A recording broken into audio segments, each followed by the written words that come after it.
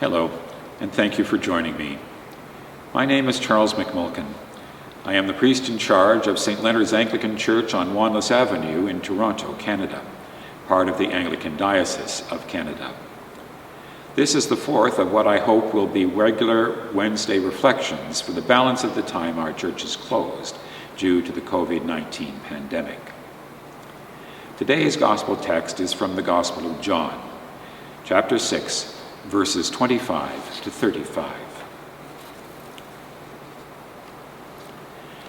When they found him on the other side of the sea, they said to him, "Rabbi, when did you come here?"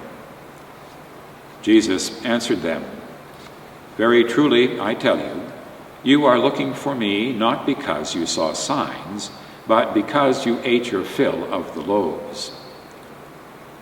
Do not work for the food that perishes, but for the food that endures for eternal life, which the Son of Man will give you. For it is on him that the Father has set his seal." Then they said to him, "What must we do to perform the works of God?" Jesus answered them, "This is the work of God, that you believe in him whom he has sent." So they said to him, "What sign are you going to give us then, so that we may see it and believe you? What work are you performing? Our ancestors ate the manna in the wilderness. As it is written, he gave them bread from heaven to eat." Then Jesus said to them, "Very truly, I tell you, it was not Moses who gave you the bread from heaven, but it is my Father who gives you the true bread from heaven. For the bread of God is that which comes down from heaven and gives life to the world." They said to him, "Sir, give us this bread always." Jesus said to them, "I am the bread of life. Whoever comes to me will never be hungry, and whoever believes in me will never be thirsty."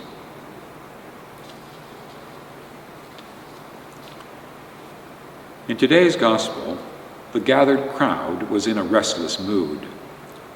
They made it clear to Jesus that they wanted what they wanted, and they wanted it now. And what they wanted was a sign. They had a job description for Jesus to fulfill before they would accept him.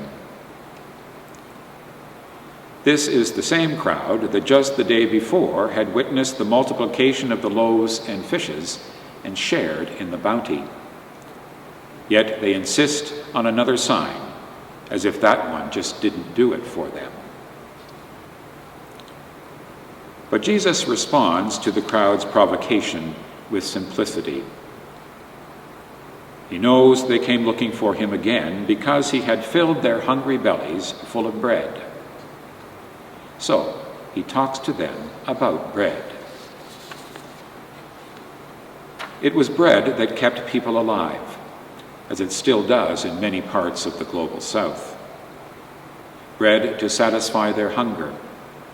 Bread to give them strength to keep going one day at a time.